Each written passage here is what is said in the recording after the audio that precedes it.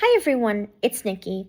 I wanted to talk to you today about the biggest mistake I've ever made, how I was encouraged to make this mistake at the time, and how this mistake led me into a traumatic situation that it would take me years to recover from. And even after that happened, I was still encouraged to keep making this mistake again and again. I have wanted to speak out about this for 15 years now, and I've been afraid to speak out about it until now. So here I go. The worst mistake I've ever made was misrepresenting who I was when I applied to college. Now, I want to be very clear. I never explicitly lied about anything like grades or test scores. I never explicitly said that I was doing anything that I wasn't doing. But there are ways that you can give an overall false impression without technically lying, like carefully curating which facts you share and which facts you don't share.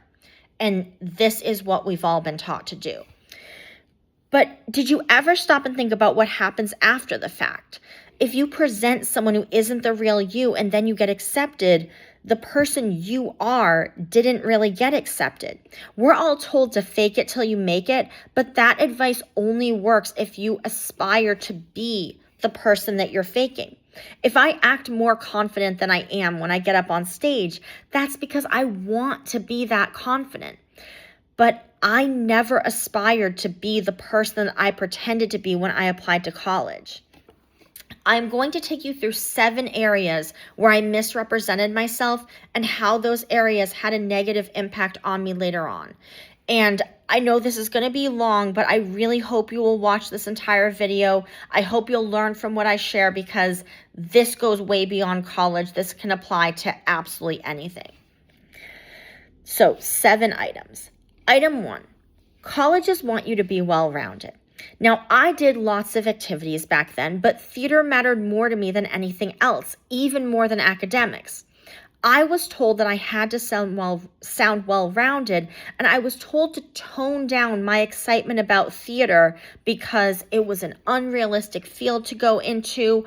I was told it was a selfish field to go into and that colleges wanted more emphasis on things that would sort of do more good for the world. So in my interviews, I purposely tried to sound like everything mattered the same to me, to the point of toning myself down when I talked about theater so that I didn't sound too excited. I tried to redirect questions about theater so that they would never figure out that that was the most important thing to me. When I got into this college, and I never got into any shows because it was so competitive, everyone around me was super invalidating when I was really upset and telling me to just go do something else. And at home, it was perfectly normal to be upset about something like that, but I had presented myself as someone who liked everything equally, someone who would be okay just doing something else. So that became a problem. Now, item 2, we all have our priorities. We all have things where we would say, you know what, this matters a lot to me, so I'm going to do more than I normally would. I'm going to spend more money on this. I'm going to work harder than this. I'm going to travel farther than I normally would because this is so important to me. Theater is that priority for me, and the way that I behave in theater is the exception rather than the rule. I could tell you the story of this time I hit my head on the stage during dress rehearsal and my nose was bleeding, but I just kept going and I stayed in character so well that nobody even noticed I had gotten hurt until the scene was over. That is not representative of how I would behave in any other situation. Like if something like that happened to me at work, I would go home, or I'd at least go and get ice and I would be annoyed about it. I wouldn't just keep going in any other situation. Or when I do things like I would write 10 pages of a backstory about a character who only had a few lines. Or when I corrected my high school director on our rehearsal schedule so many times that he jokingly said I was his secretary, that is not how I am in every situation. That is a testament to how important theater is to me because that's not how I normally behave. In my college interviews, without technically lying, I spoke about times that I had gone above and beyond for theater as if that was representative of how I behave all the time. Now, that became a problem once I was at my college because people were expecting me to be super ambitious about everything when I just don't feel that way. And there was a huge expectation at my school to just pull yourself up by the bootstraps and move on. Now, that's not me at all. Okay, I'm not someone who just pulls myself together and keeps going. Like, I generally am upset for a long time. I need lots of emotional support. The way that I keep going in theater while I'm bleeding is an exception, not the rule. I hid that, and it was a complete disaster when I was in an environment where I was expected to be that way all the time. Item 3. There's part of the college app where you just list out interests you have. They don't have to be connected to an organized activity. Now, I wanted to just list things that were really important to me because I know that colleges are looking for serious interests, not things that you just are mildly interested in or do once in a while. But I was told to list everything I could think of in order to look well-rounded. I listed swimming, and as an adult, swimming is really important to me. I am a serious swimmer, but at the time, swimming was just a just for fun activity for me. You know, I like to swim at a leisurely pace, or I would play in the water with my friends, but I had no interest in becoming good at the swimming strokes, and I didn't even put my face in the water back then. I listed hiking as an interest when I went hiking with my family once, maybe twice a year at the most. I listed skiing when I had not skied since the 8th grade. And even in 8th grade, I wasn't trying to become a better skier. It was just for fun. Now look, if we're friends and we're just talking about our interests in real life, what we like to do together, we can specify how involved we are. Okay, I've told friends that I like hiking, but not strenuous hiking. Friends have told me that, hey, if we swim together, they're not comfortable going in the deep end, and that's fine. But you can't specify all that on your college apps. And in college, people were super hardcore about things like skiing and hiking and swimming. I have never felt that anything worth doing is worth doing well. I have certain things I really care about improving, and everything else I just want to do for fun. I don't really have other goals in these other areas. And I had zero desire to become better at swimming, hiking, skiing, anything like that. But there was this expectation that you had to be good at everything. You had to be ambitious. You had to want to improve. I never met anyone in school, in college, who wanted to do anything with me at my pace just for fun. And when I think back to the way I listed out these casual interests side by side with things I was super ambitious about, combine that with the fact that I acted like everything mattered the same and acted like the way I behaved in theater is how I am all the time, it's not hard to see how they thought that I would belong someplace where everyone is super hardcore about these very casual interests of mine. Item 4. Now, my college required this second essay in addition to your first essay where you write an essay based on a quote. They listed out quotes, and I chose a quote about taking courageous risks. Now, at the time, I had a few different things I could write about for the courageous risk, and I chose the time that I rappelled down a mountain on my 7th grade field trip. Now, everything I said in the essay was true. That was one of the bravest things I had done at the time. I'm proud of myself for doing it. I grew a lot from that experience. All true. But keep in mind the context here. Colleges want you to be well-rounded. I was already stretching the truth in that regard. Of all the activities that I did in high school, organized activities, the one thing I did not have was a sport. Writing an essay about rappelling down a mountain would round out the application, making me seem more athletic and outdoorsy than the rest of my application suggested. What I didn't share about this rappelling experience is that this was a field trip in 7th grade that everybody was expected to go on. Now, granted, I did choose to rappel down the mountain. No one was going to force you if you were really too scared. But the fact that I was up on that mountain to begin with was not something I chose because I was interested in it. This was a part of our course curriculum going on this field trip. And if this had been an optional trip that we were doing like over summer vacation, over spring break, where I had to go on my own time, I would have said absolutely not. I'd much rather stay home. It was a fun experience, but it was very much a one and done. It was not reflective of my actual interests. Perfectly fine if this is just about taking a courageous risk, but it really gave a false impression, which caused a lot of problems for me once I was at my college. Additionally, I chose the least vulnerable risk to write this essay about because almost anyone is going to be scared to rappel down a mountain. There's nothing about that really says something about me that people might judge negatively, but I had lots of things that I considered to be courageous risks for me that maybe wouldn't be anything to anyone else. Things where I'm a little more nervous or things where I've had a negative past experience, and those stories would have revealed a lot more about who I was. And entering a college where there was so much expectation to pull yourself up by the bootstraps and keep going and not struggle too long with anything, I think that some of my other choices where I could have revealed things that are super brave for me, but maybe ordinary for other people, would have been a more honest portrayal of who I was. I will get back to that more in item 7. Item 5. Interviewers will often ask you if you plan on doing specific things when you enter the school, like are you planning to participate in this or that program? And I was told to sound open to everything, to just say yes to everything, say sure, that sounds good, because I was told you don't know how you'll feel in the future and you're not committing to anything now by saying that you're open. I don't remember the specific questions because I went along with this in all my college interviews. It was a bad idea.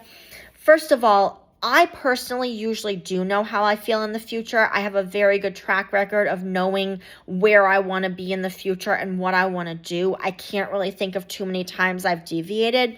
But secondly, you are committing to something now when you say that you're open to something.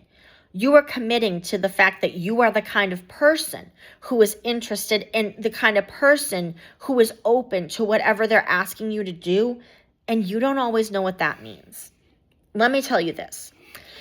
One of the biggest problems at my college was constant peer pressure. Okay, none of my classmates could accept no as an answer. People were constantly pushing you to join whatever group they were in and to go to whatever events they were going to the point that you couldn't even talk to someone about something they were doing without them pushing you to do it with them.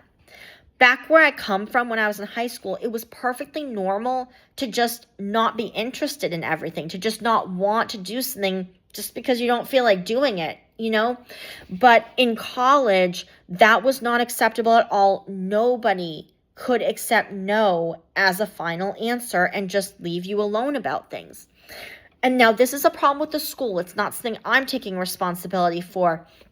But when I think back to those interviews where I said yes to everything, where I sounded like I was open to everything, and I never once gave a solid answer of no, I say to myself, if I had been honest, if when they had said, do you think you would do this or that at the school, I had just said no, just rock solid no, I wonder if I would have seen pushback from them, if I would have noticed from their reaction that they were not accepting me saying no, because that's a deal breaker for me. Like, even in my life right now, I only hang out with people who respect it when I say no, I don't want to do something. And it is a deal breaker for me. Like, I will not hang out with people who are going to keep pressuring me to do something I don't want to do. That's a boundary I had back then, and it's something I have now as well.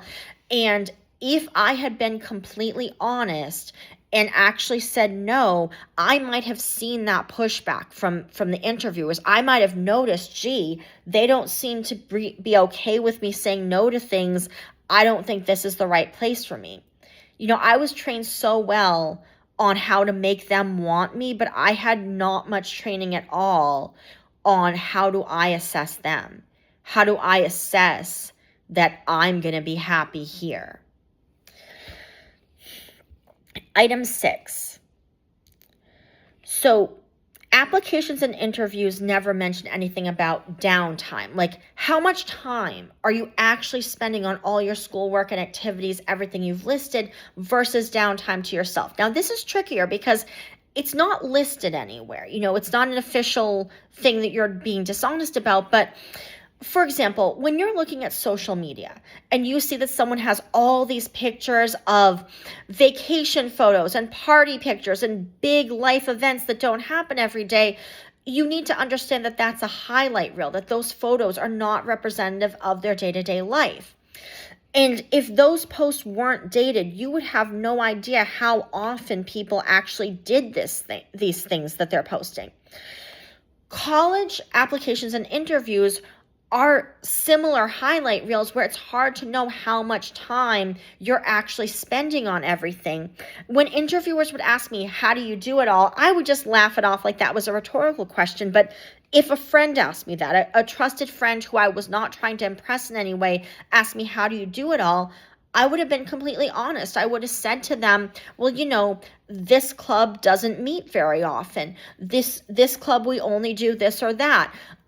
Some of these events that I've listed out and talk about a lot only happen every so often. Like, I would have been very clear about the fact that even though I list lots of things, I truly have a lot of downtime for myself to just do whatever I want.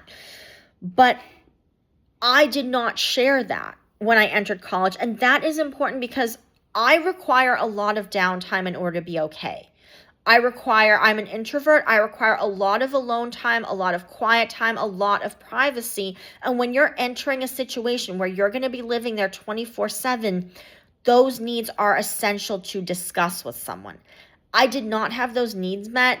And it was not okay, to the point that I don't think I ever behaved like the person I was on the college app, because when I applied to college, I had all those needs met, which is the reason why I was excelling at so many things.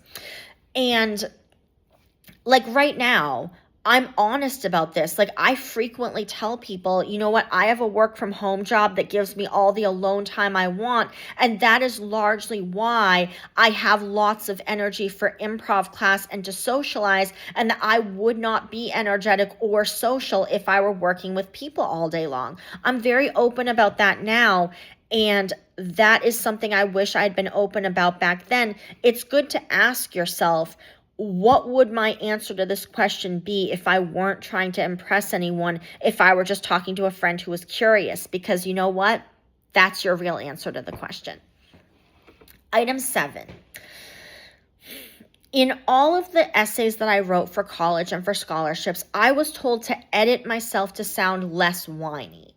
Now, this is trickier to understand because my essay topics were all positive. I wasn't going on and on about a bad thing, but even when an essay is positive, there's going to be a conflict that you're referencing.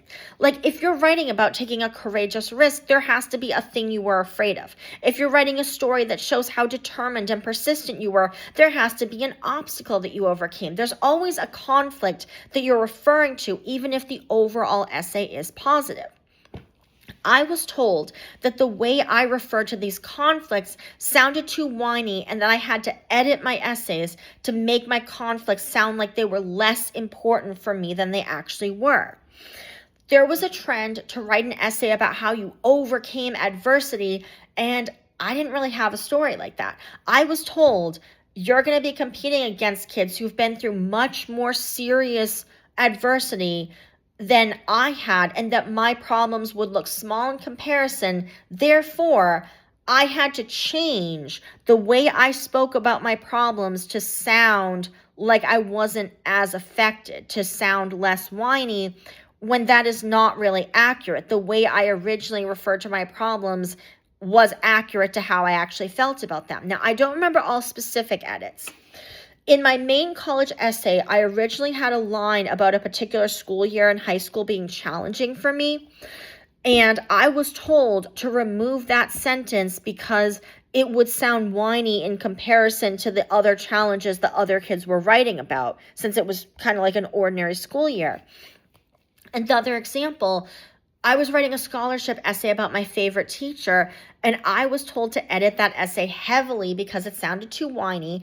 After making those edits, that essay did not feel like mine anymore. I listed out a bunch of positive things about this teacher. All those things were true, but the real reasons why he was my favorite teacher were a lot more personal and emotional and involved referring to the problems in my life as actual problems that I needed help with.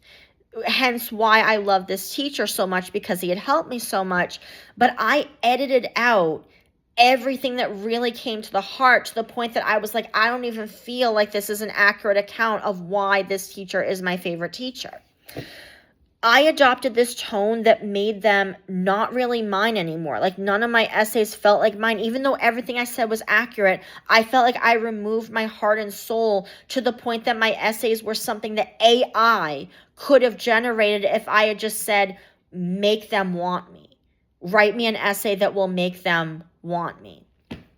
And I adopted that tone in the way I spoke in the interviews, and it was just not me at all. It was nothing like how I normally express myself. I felt like I was playing a fictional character. Once I was at my college expected people to be happy and positive all the time. And the only time it was socially acceptable to be really upset was if you were angry about a social issue that affected lots of people. Nobody was ever seriously angry or upset about things that were purely personal. Now, if you know me, you know I would never belong in a place like that. I'm upset a lot. I talk about my problems a lot. I express myself very openly. There's no way I would ever be okay being in a place like that. I do not suppress. But maybe it would be okay for that fictional character I was playing. I mean, when I think about how I presented myself and how I toned down the way I talked about my problems in my essays because other people were going to write in having bigger problems, I'm like, it's no wonder that they thought that this was the place for me. If I had spoken the way that I normally speak, maybe we would have just known right away that this wasn't a good fit. So I was tempted to frame this video as college admissions advice. I was tempted to make it sound like my only goal with this video is to make sure that you don't make the same mistake I did. And while I hope you all learn from this, my main motivation in making this video is that I never stood up for myself back then. I never stood up and said how not okay this was. So I'm doing that now, because I wouldn't have experienced the trauma if I had been honest back then. I would not have lived with complex PTSD for all this time. Full honesty about who I was would have prevented me from ending up in a place where I didn't belong. If you misrepresent yourself to get accepted, that acceptance does not belong to you. It belongs to the person you're pretending to be. And it doesn't have to be an official college acceptance letter. This can be acceptance from friends, acceptance in a relationship, acceptance in a community. It doesn't have to be official. But if you pretend to be someone else to get that acceptance, it does not belong to you. Fake it till you make it only works if you aspire to be the person you're faking. And I never wanted to be any of the things that I have described to you in this video. I was happy with who I was before I went to college. I was not a fixer-upper, and I was not a before picture. I was a full human being who was happy with myself and with the life I had. I had goals, but they had nothing to do with any of the things that I just described to you. My goal is to be in places where I'm going to be happy being myself there. I don't have a goal of fitting in everywhere. I am not a neutral tone chameleon. Okay, you see the color of this couch? That is a neutral tone. That is going to fit in with everything. Now, you see this pillow? This is not going to fit in everywhere. This will clash sometimes, okay? This is me. I am going to clash sometimes. I don't aspire to be smoothed out like a beach rock. I want my jagged edges. I want to feel powerful enough to step away from situations where I won't be happy being myself. I would not fit into that college environment any more today than I did back then. There is nothing there that I would handle better now or that I would be more okay with now. The difference between then and now is that now I don't place a value on being who other people want me to be. And if I ended up someplace like that again, I would just turn around and leave.